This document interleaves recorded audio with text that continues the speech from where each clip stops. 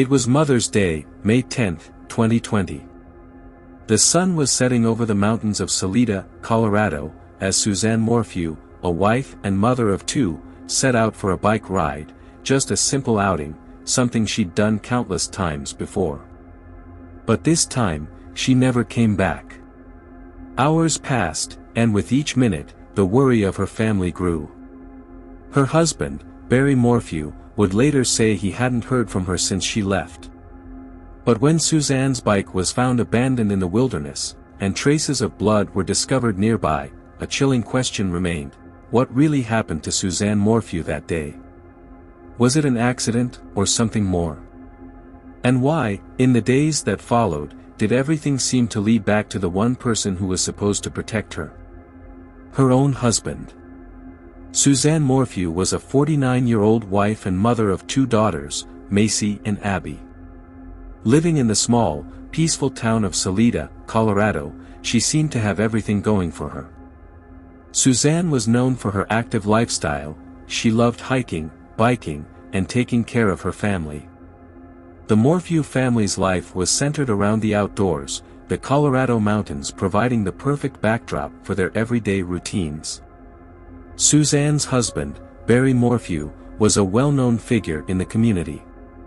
A former firefighter, Barry had his own landscaping business, and though he was often described as quiet, he seemed to be well-liked by those around him.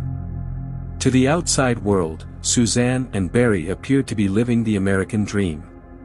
But behind closed doors, things were not as perfect as they seemed.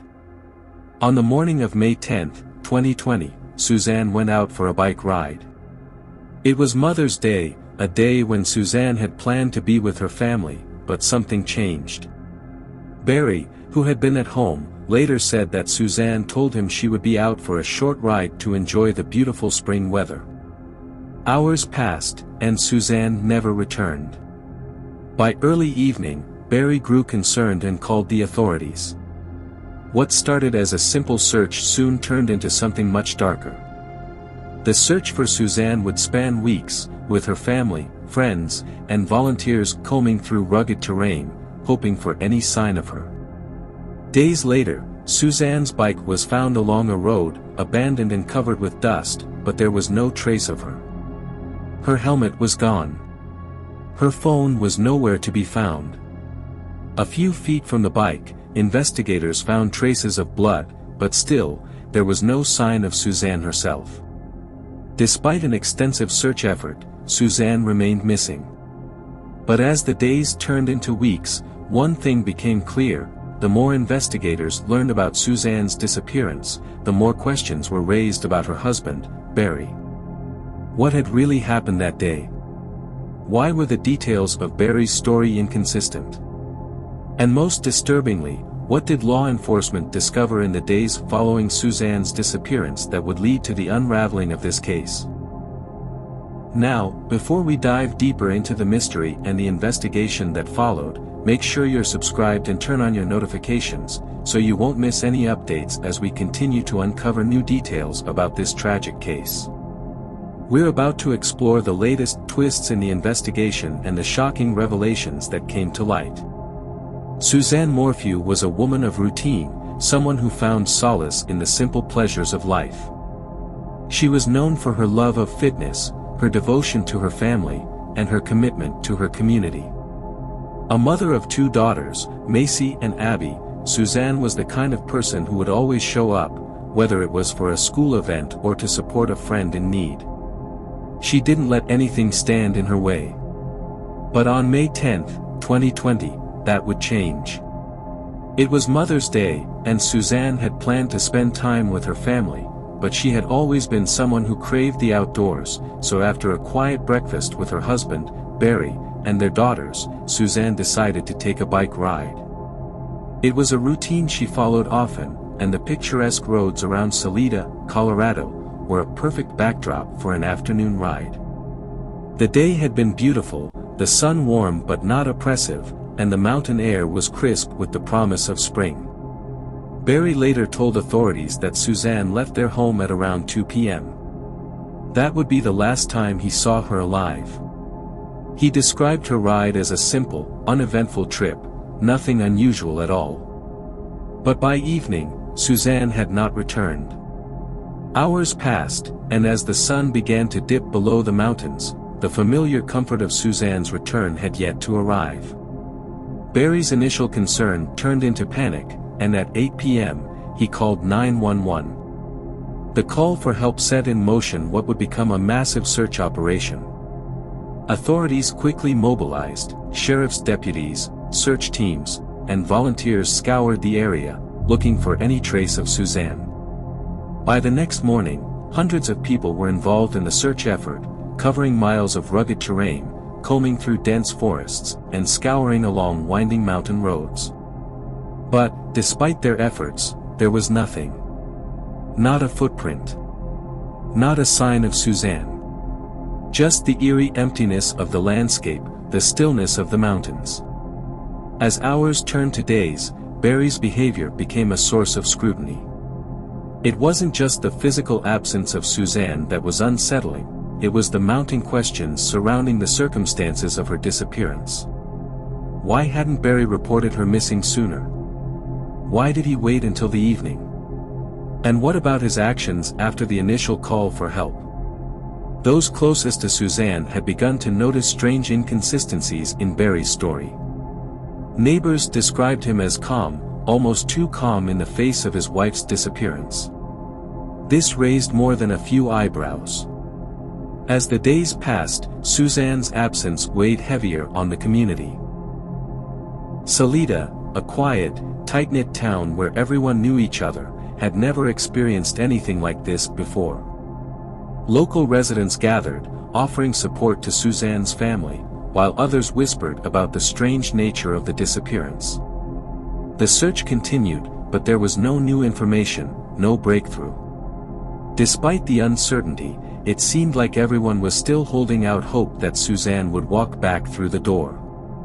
But that hope began to fade when authorities found something that no one expected: Suzanne's bike.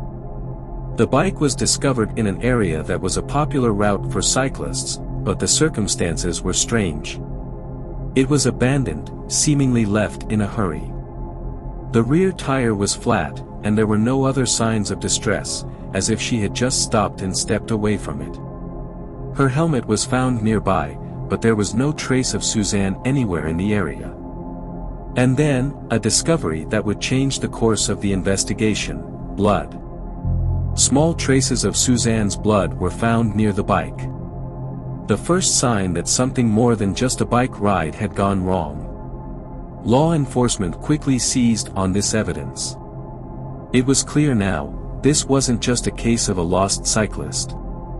Suzanne Morphew was missing, and someone knew something. But who? And where was she? Was this the result of a random accident, or was something darker at play? As the investigation progressed, one thing became increasingly clear: the questions were starting to circle around the person who was supposed to be her biggest protector, the one person who had been there when she left for her ride, and the one person who was now the center of law enforcement's growing suspicion: Barry Morphew. But little did anyone know, the first of many dark twists was just about to unfold. As the days turned into weeks, the community's hope for Suzanne's safe return began to fade. The search had turned up little, and the police were beginning to question whether there was more to Suzanne's disappearance than anyone had initially believed. What had started as a simple missing person case was slowly morphing into something far more serious. From the very beginning, law enforcement had suspected that something wasn't quite right, but it was Barry Morphew's actions that began to raise serious red flags.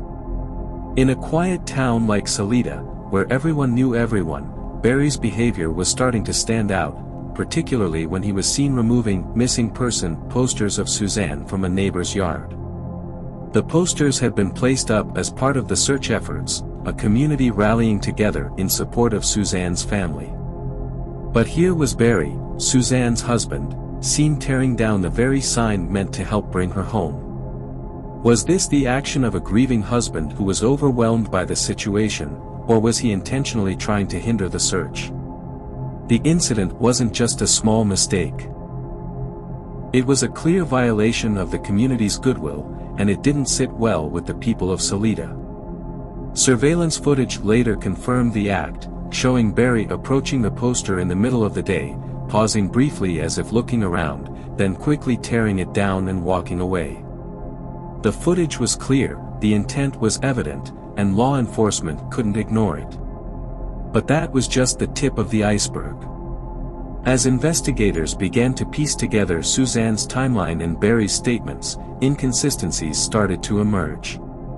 At first, Barry had claimed that he had been at home the entire time Suzanne went missing. But when the police dug deeper, they uncovered details that didn't add up. Suzanne's phone had pinged in a location far from where Barry had said he was, and investigators also learned that Barry's alibi was questionable. In fact, Barry had told a completely different version of events in the days following Suzanne's disappearance. Was he confused? Or was he hiding something more sinister? Law enforcement knew they needed more than just suspicious behavior, they needed concrete evidence.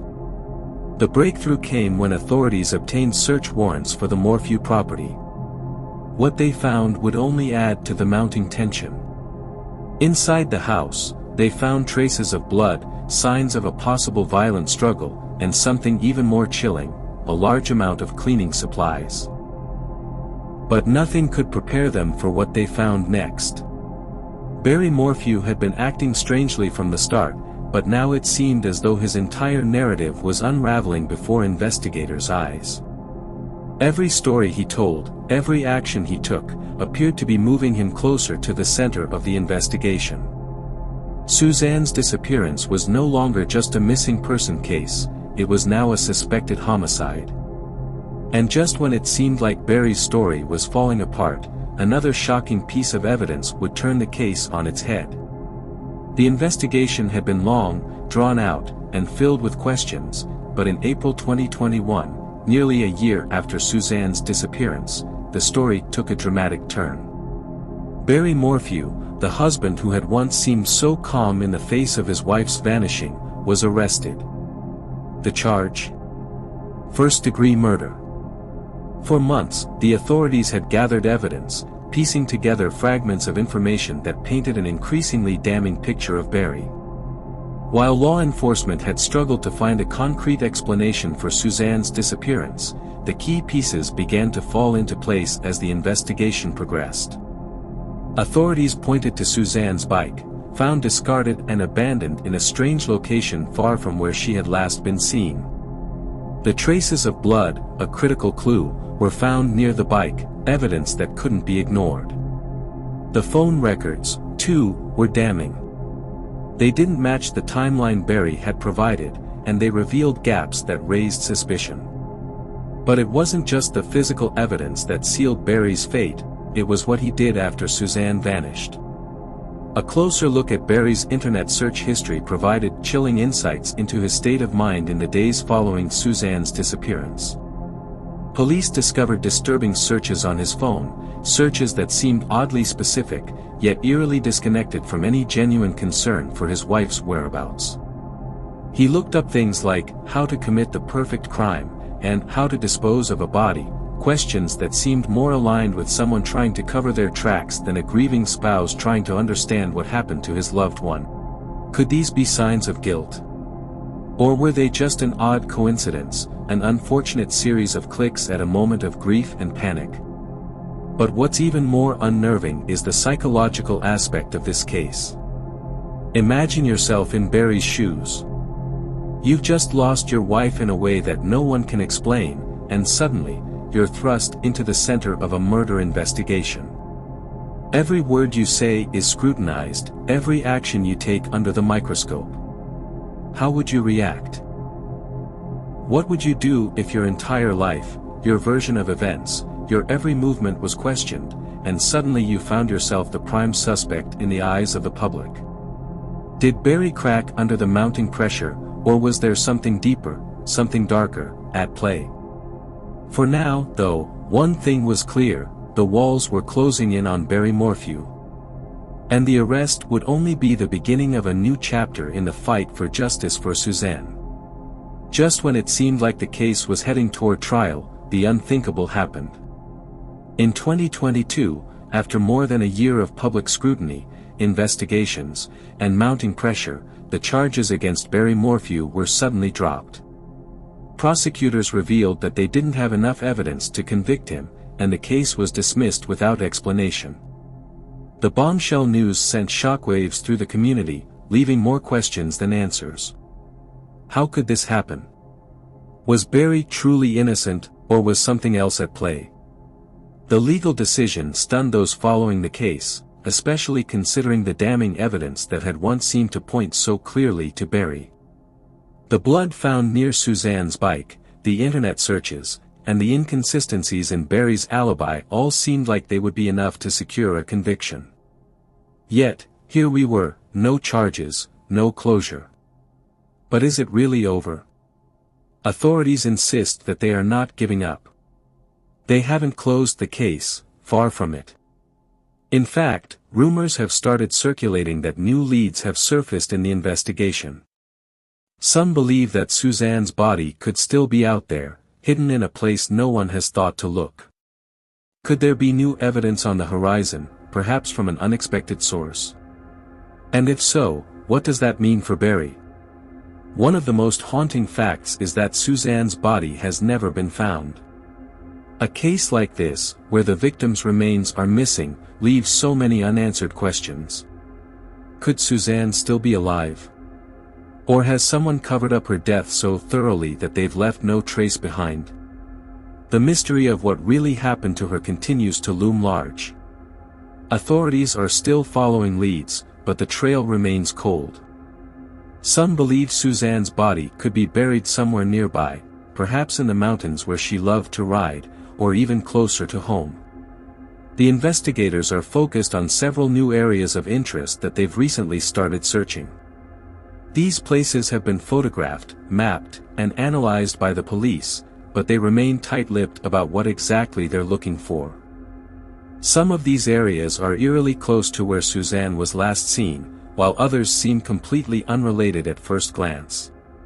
But in a case like this, you can never be too sure where the answers might lie. Now, I want to hear from you. This case is full of twists and turns, and there's still so much we don't know. What do you think really happened to Suzanne Morphew? Was Barry involved, or could there be another explanation we haven't even considered yet? Could Suzanne's disappearance be the result of an accident, or is there someone else out there who knows more than they're letting on? Maybe Suzanne's case isn't as straightforward as it seems, maybe there's a third party involved that we're not seeing. I'd love to hear your thoughts and theories. Share them in the comments below. Do you think Barry is innocent, or is he hiding something? And if you have any new details or leads that might have slipped under the radar, drop those too. This case is still full of unanswered questions, and together, maybe we can start to piece it all together. And if you haven't yet, don't forget to subscribe and turn on notifications, because we're going to keep following this case as new updates come in, and you won't want to miss a thing. The case against Barry Morphew was officially dropped in 2022, but that decision hasn't brought any closure, not for Suzanne's family, and certainly not for those of us trying to make sense of this heartbreaking mystery. While the charges against him were dismissed, the questions about what really happened that night still haunt us. What happened to Suzanne Morphew on May 10, 2020? Was she the victim of an accident, or is there someone else responsible for her disappearance, someone who's still out there?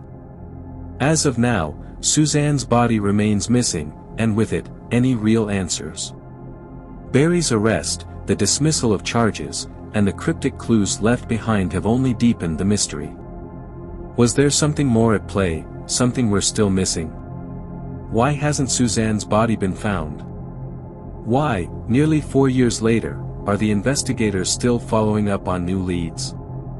What are they hoping to uncover in those remote mountains, or in the dark corners of the case that have yet to be explored? Suzanne's family, especially her 2 daughters, have never given up hope. They still want answers. They deserve answers. While the case may seem to have hit a dead end, we know that the search for Suzanne's truth is far from over. With new leads coming in, and fresh questions continuing to arise, this story is far from finished. For now, though, we're left with more questions than answers. The mystery of Suzanne Morphew's disappearance isn't over, and every twist in this case seems to raise more doubts than before. But as the investigation continues, we can only hope that one day, the truth will come to light. If anything new comes to light in Suzanne's case, we'll be right here to update you. Until then, we'll continue searching for the truth, because Suzanne, her family, and everyone affected by this case, deserve nothing less. As we wrap up today's deep dive into Suzanne Morphew's mysterious disappearance, I want to remind you, this case is far from over. The investigation is still ongoing, and with new updates coming in all the time, you won't want to miss a thing. If you want to stay informed on this case, as well as other gripping true crime stories, make sure to like this video and subscribe to our channel. That way, you'll be the first to know when new developments break. Your thoughts and theories are what make this community so special, so don't forget to drop a comment below. What do you think really happened to Suzanne? Could there be new evidence out there waiting to be discovered? Share your theories, and let's keep the conversation going. Remember, we're committed to bringing you the latest updates and the most compelling cases, so if you haven't already, hit that bell icon so you'll get notified every time we post new content.